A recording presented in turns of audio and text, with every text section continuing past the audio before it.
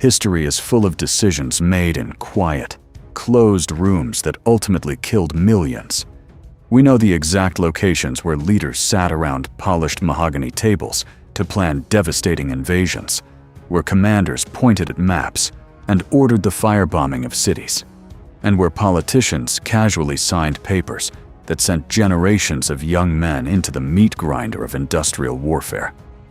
Usually, when a single person in a secluded room alters the course of history, the body count is catastrophic.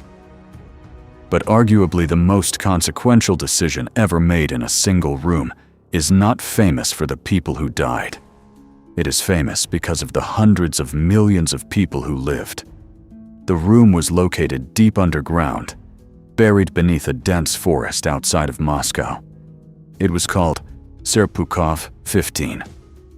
And on the night of September 26, 1983, the man sitting in the commander's chair was a 44-year-old lieutenant colonel in the Soviet Air Defense Forces named Stanislav Petrov. He was not supposed to be there. The officer scheduled for the overnight shift had called in sick, so Petrov, an analyst and engineer by trade, had been tapped to fill in.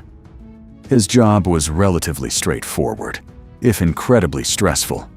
Watch the monitors of the Soviet Union's brand new early warning satellite network, known as OKO, or I. If the United States launched a nuclear first strike, the satellites would detect the massive thermal blooms of the rocket engines. The data would instantly stream down to the computers at Serpukhov 15. Petrov's duty was to verify the data and immediately notify the Soviet High Command. To understand the immense, crushing weight of that responsibility, you have to understand exactly what the world felt like in the autumn of 1983. We often look back at the Cold War as a long, frozen stalemate that never quite boiled over. But in 1983, the ice was cracking. Many historians and military analysts consider this the closest the world ever came to outright nuclear annihilation since the Cuban Missile Crisis 20 years earlier. The leadership in Moscow was in a state of absolute, profound paranoia. The Soviet premier, Yuri Andropov, was a former head of the KGB. He was a deeply suspicious man who was currently bedridden with failing kidneys, gripping the reins of a dying empire. Under his direction, Soviet intelligence had recently launched Operation RYAN, the largest peacetime intelligence gathering effort in Soviet history. Its sole purpose was to look for signs that the United States and its NATO allies were preparing a surprise nuclear attack. Andropov and his inner circle legitimately believed an American first strike was not just possible, but imminent.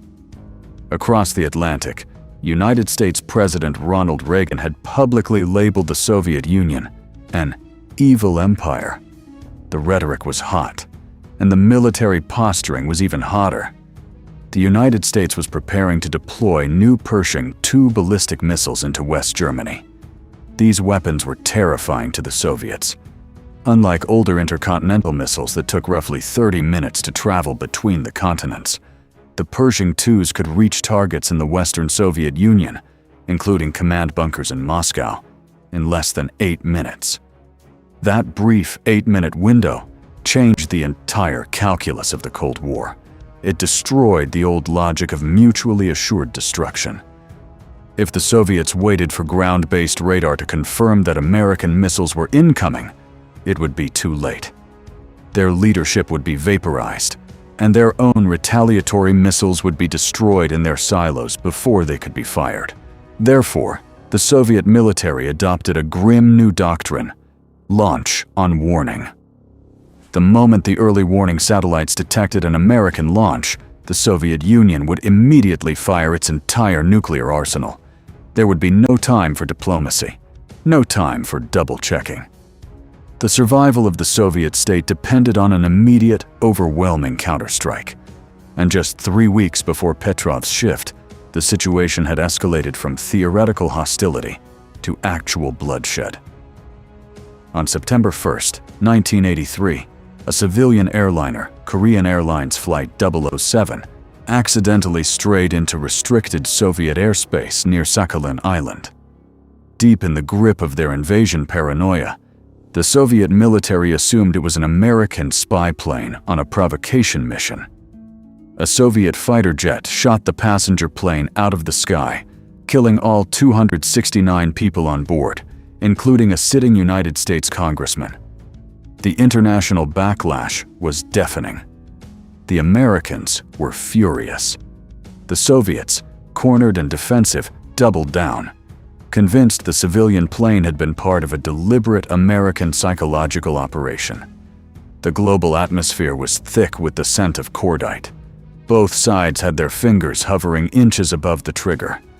This was the powder keg the world was sitting on when Stanislav Petrov poured himself a cup of bitter coffee in the subterranean bunker of Serpukhov 15, just past midnight. The command center was a massive, amphitheater-like room. The focal point was a giant electronic map of the world dominating the front wall, capable of plotting the exact trajectories of incoming warheads. Beneath it, banks of green glowing monitors and computer consoles hummed under the harsh fluorescent lights. Dozens of military engineers and technicians sat at their stations, monitoring the silent void of space. At exactly 12:15 a.m., the silence was shattered. A sharp, piercing siren echoed through the bunker. On the console in front of Petrov, a large backlit panel suddenly illuminated in bright, blood-red lettering. It read, "Launch." The Oko satellite system was reporting that a Minuteman intercontinental ballistic missile had just fired from a silo on the American mainland. Petrov felt a cold spike of adrenaline. The automated systems immediately began running their algorithms, calculating the trajectory. The warning was absolute. The highest reliability rating the computer could generate was flashing on the screen.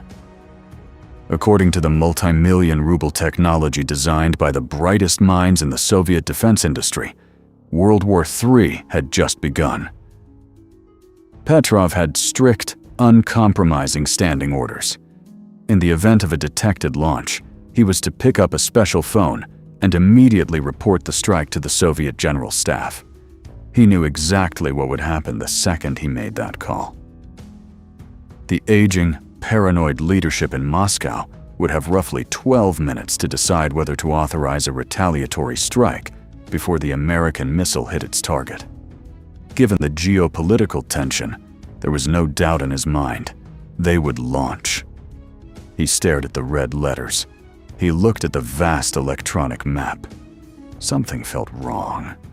If the United States was going to launch a preemptive first strike, why would they fire only one missile? A single warhead would do terrible damage, but it would leave the vast majority of the Soviet nuclear arsenal intact, guaranteeing a devastating counterattack. It defied all military logic. Trusting his own judgment over the blaring alarms, Petrov made a massive gamble. He picked up the intercom and told his panicked subordinates to stand down. He logged it as a computer malfunction. For a moment, the heavy atmosphere in the bunker seemed to exhale. Petrov sank back into his chair, his heart hammering against his ribs. He had just countermanded the most advanced early warning system on Earth, but before the adrenaline could even begin to fade, the siren shrieked again. Another red light flared on the console. A second launch detected, then a third, a fourth, a fifth. The giant electronic map at the front of the room suddenly lit up. The Oko system was no longer reporting a solitary, anomalous launch. The computer screens were now screaming that 5 nuclear missiles were hurtling through the upper atmosphere, locked onto Soviet targets. The main warning panel shifted from a simple launch to a terrifying, flashing command: missile strike. The klaxons were deafening. The technicians in the room turned to look at their commander. The countdown to impact was ticking down, second by agonizing second, and Stanislav Petrov was standing at his desk, his hand resting on the secure telephone that connected directly to the Soviet High Command. All he had to do was lift the receiver. One quick report to his superiors. and the burden of decision would shift from a lieutenant colonel in a concrete bunker to the men in the Kremlin. That was his job. He wasn't there to analyze the American nuclear doctrine. He was a conduit for the machines. The military manuals sitting on his desk were explicit. In the event of a high-confidence alert from the OCO satellite network, the duty officer must notify the general staff instantly. The machines were screaming that annihilation was minutes away. The reliability rating on the screens remained at the highest possible level. Yet, Petrov hesitated. Sweat pooled under his heavy uniform collar. He stared at the flashing red command on the main screen. Missile strike. He had to think through the chaos. 5 missiles. It was more than one, certainly, but it still violently contradicted the core logic of mutually assured destruction. If the United States were truly launching a preemptive decapitation strike against the Soviet Union, they would not send 5 solitary rockets. They would send 500. They would launch a massive, overwhelming barrage to wipe out every silo, every bomber base, and every command center simultaneously. 5 missiles made no tactical sense. It was suicidal. Petrov was also intimately familiar with the OCO early warning network. He wasn't just a line officer. He was a highly trained software engineer who had actually helped draft some of the analytical protocols for this very system. He knew it had been rushed into service. The Soviet military establishment was desperate to match American technological advancements, and that desperation often resulted in corners being cut. The system was glitchy, it was prone to errors, and it had thrown false positives during its testing phases. There was one more crucial piece of the puzzle. The satellites were designed to detect the intense infrared signature of missile exhaust plumes as they broke through the cloud cover. But the Soviet Union's network of ground-based radar, which would track the physical metallic bodies of the missiles as they crested the horizon, was completely clear. There were no blips, no physical contacts, but there was a terrifying catch. Ground radar could not see over the curvature of the Earth. By the time those radars picked up an incoming American ICBM, the warhead would only be minutes away from atmospheric detonation. The entire purpose of the OCO satellites was to give the Kremlin a 20 to 30-minute head start. If Petrov waited for ground radar to confirm the strike, and the strike turned out to be real, he would be robbing the Soviet leadership of their only window to retaliate. He would be personally responsible for the defenseless slaughter of his nation, and if he did make the call, he knew exactly what state the high command was in. Premier Yuri Andropov and his generals were paralyzed by the fear of an American surprise attack. Operation Ryan had convinced them the West was preparing to strike. If Petrov passed this warning up the chain of command, he knew with near absolute certainty that the panicked leadership would authorize a retaliatory launch. The bunker was in total chaos. Technicians were shouting over the deafening klaxons. Petrov made his decision. He barked orders into the intercom, commanding his staff to get back to their consoles and run emergency system diagnostics. Then, he picked up the regular phone line to the duty officer at Soviet military headquarters. He deliberately bypassed the secure emergency line. "False alarm," Petrov reported. "The system is malfunctioning." He said the words with a steady, authoritative voice, but inside, his stomach was in knots. He had absolutely no hard proof that the satellite was wrong. He was operating entirely on a gut feeling and his own logical deduction of American military strategy. Now began the most agonizing weight of Petrov's life. The flight time of a Minuteman missile from a silo in the American Midwest to a target in the Soviet Union was roughly 23 minutes. If he was right, the clock would run out, and nothing would happen. If he was wrong, in 23 minutes, nuclear fire would consume Moscow, and he would die knowing he had failed his country. The minutes stretched into an eternity. The blaring alarms were finally silenced by the technicians, but the tension in Serpukhov 15 was suffocating. Every engineer sat frozen, staring at the telemetry screens. Petrov paced the floor, He chain-smoked cheap Soviet cigarettes, crushing the butts into an overflowing ashtray, his eyes darting between the clock and the electronic map. The air in the underground bunker grew thick and stale. 10 minutes passed. If the missiles were real, they were currently coasting through the silent vacuum of space, reaching the apex of their suborbital trajectory. 15 minutes. They would be beginning their descent, the warheads glowing white-hot as they violently re-entered the upper atmosphere. Still, the ground radars showed absolutely nothing. 20 minutes. The silence in the command room was absolute. The massive electronic map on the wall still showed the simulated impact zones, a grim, glowing reminder of the computer's unwavering certainty. 23 minutes. The time of impact came and went. No shockwaves rocked the bunker. The communication lines to Moscow remained open and clear. There was no static, no sudden radio blackout, no blinding nuclear flash. The world simply kept turning. Petrov slumped back into his chair, completely physically and emotionally drained. He had been right. It was a false alarm. The machine had lied. But a glitch this catastrophic could not be ignored by the Soviet military machine. The investigation that immediately followed revealed a bizarre, terrifying alignment of natural phenomena. On that specific night, the Sun, the Oko satellite, and the Earth's orbit had aligned in a highly specific, rare geometry. High-altitude clouds over North Dakota, right above the American missile fields, were reflecting sunlight perfectly into the satellite's infrared sensors. The satellite had interpreted these brilliant flashes of reflected light as the massive thermal blooms of launching rockets. The machine hadn't been malicious. It saw intense heat, and it reported fire. Petrov had saved the world from an accidental holocaust simply by refusing to blindly trust a computer.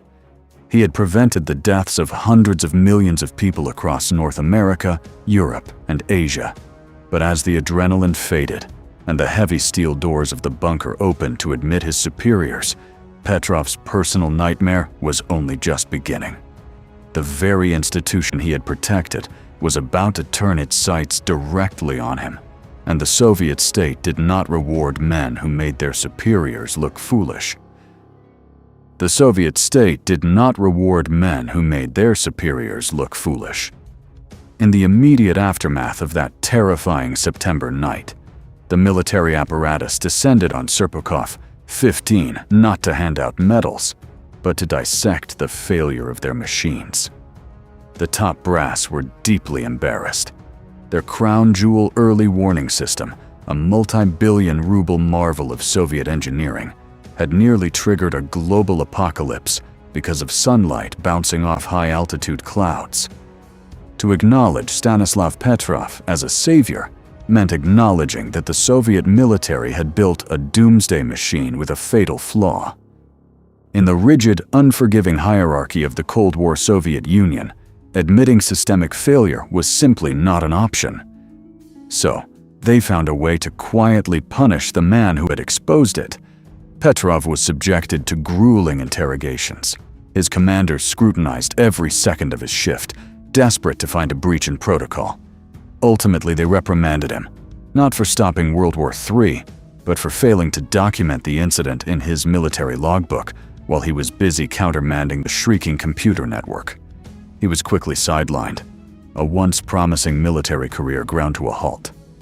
Petrov was reassigned to a less sensitive post, and the immense psychological stress of the incident took a heavy toll.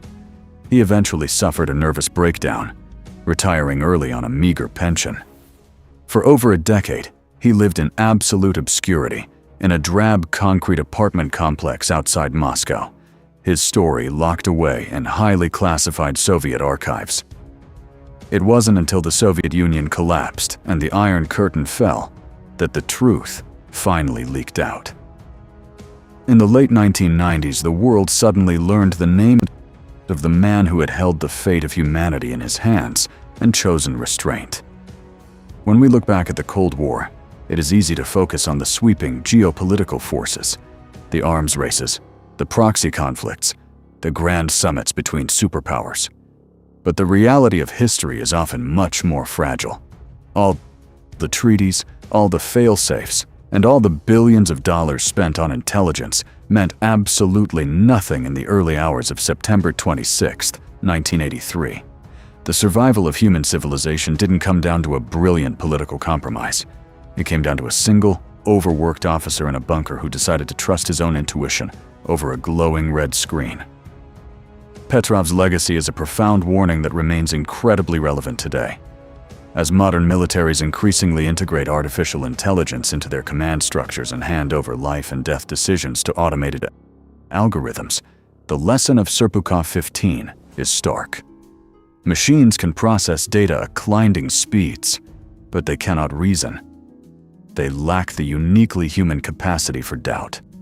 They cannot pause, assess the geopolitical context, and recognize when a terrifying data point simply defies logic. Stanislav Petrov passed away in 2017, relatively unknown to the billions of people whose lives he inadvertently saved. He never considered himself a hero, insisting until his final days that he was just a man in the right place, simply doing his job. But because he did, the sun rose the next morning, and the world kept turning. If you found this piece of hidden history as fascinating as we do, please consider liking this video and subscribing to the channel. Let us know in the comments below if you think a modern automated defense system would have made the same choice Petrov did. We'll see you in the next episode.